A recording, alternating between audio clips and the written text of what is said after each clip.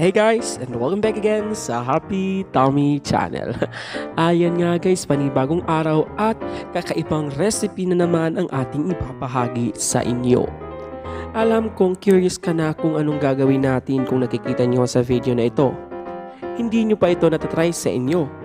Ang crispy fry ay ipiprito natin sa napakainit na mantika. Ayan guys, so kung curious ka na, tapusin tong video hanggang sa huli, mag-subscribe ka na at simulan na natin ang pagluluto pagkatapos ng ating intro. Tara na!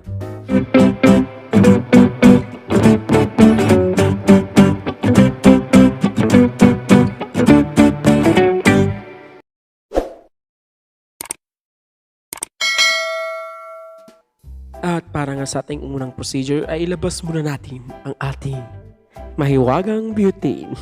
And then sindihan lang natin ito dahil sira na. Pagkatapos ilabas na din natin ang ating mahiwagang frying pan. Antayin lang natin ito na uminit bago natin ilagay ang ating oil. Di ba napakasosyal? Ayan guys, sa ating recipe na ito ay nakuha ko lang kay Ate Joy Nerit. So mag-subscribe kayo sa kanyang channel guys. At para sa mga nagtatanong kung saan ko nabili ang ating mahiwagang butane, ay meron yan sa Lazada at Shopee. Search na lang butane gas stove for camping. Ayan na nga guys, yung ating crispy fry ay iprito na natin sa ating mainit na mantika. Disclaimer lang guys, hindi ito sponsored ng crispy fry. Kaya baka naman, Ajinomoto, kotang-kota na kayo, naka 3.1 million views na kayo sa ating crispy fry at egg. Kaya baka naman, one call away lang ako. Ayan guys, mix lang natin ito ang ating crispy fry. And then sa next procedure na tayo. So bago yan guys, ipakita ko muna ang ating mga ingredients. So meron tayo ditong 1 kilo ng crispy fry. And pagkatapos, 2 piraso lang ng itlog. Yeah guys, 2 piraso ng itlog.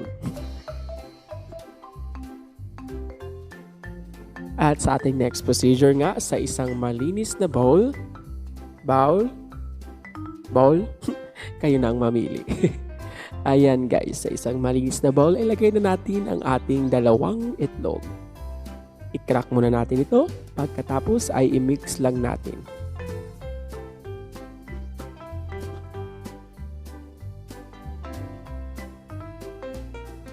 So mix lang natin hanggang mag-combine yung ating egg yolk at ang ating egg white.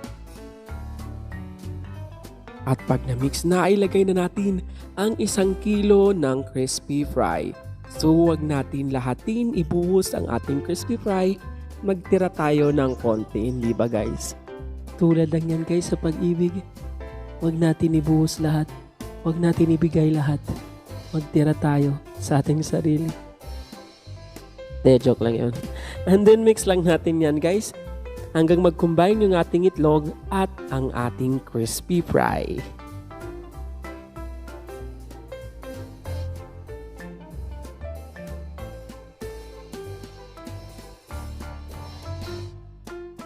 And then pag nag-combine na nga yung ating itlog at ang ating crispy fry, ay ilagay na natin ang ating main ingredients, ang ating manok. Diba? Shock kayo? So, ayan guys. So, i-mix lang natin ang ating manok hanggang makoat na nga silang lahat or mag-combine na yung ating crispy fry at itlog sa ating manok. Ayan guys. Pag nag-combine na nga silang lahat, hayaan lang natin ito ng 10 to 20 minutes. I-marinate lang natin ito para mas lalong sumarap pag prinito natin yan mamaya.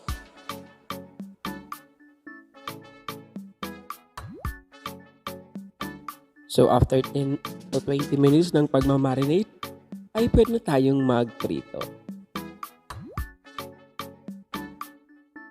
Sa isang mainit na pan nga, ay ilagay na natin ang ating mantika. Pagkatapos, ay maglagay na tayo ng ating natirang crispy fry. Alam kong nabudol kita, ang akala mo ay ipiprito lang natin ang crispy fry. Pero meron ka namang matututunan dito. Alam nyo ba guys, pag dinagyan natin ng crispy fry yung ating oil, ay nagiging crispy yung ating manok. Kaya nga crispy fry dahil crispy. Ayan guys. So, Pag nalagyan na natin, pag ganyan na yung kulay yung ating oil, ay ilalagay na natin ang ating mga manok.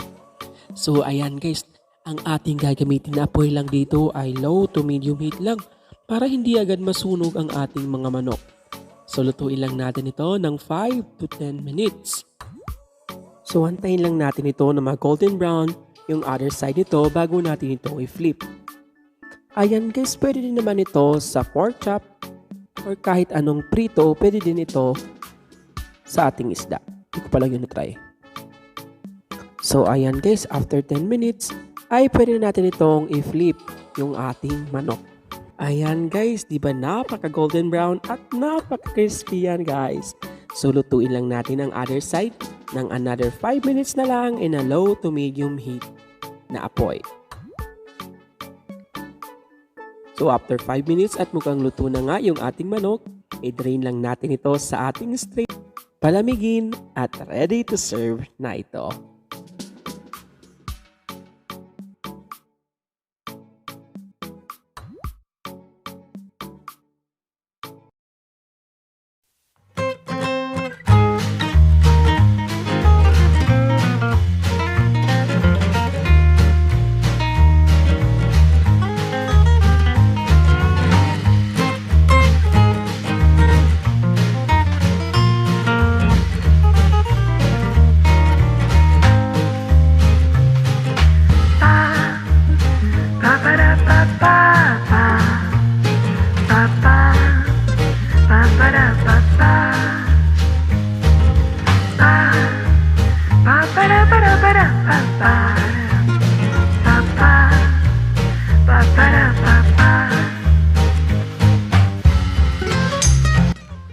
O, diba napaka-crispy ng ating crispy fry manok. Parang ala Jollibee lang sa sarap. Ayan nga guys, kung nabudol kita, ay mag-comment down below ka na lang. Pero guys, akalain mo meron ka din natutunan sa ating recipe ngayon na talagang magpapa-crispy sa ating manok at lalong mas masasarap pa. Ayan nga guys, maraming salamat sa panonood. Huwag mong kalimutan mag-like and subscribe and hit notification bell para updated ka sa ating mga daily uploads. Thank you for watching. Stay safe, God bless, and see you again on my next video.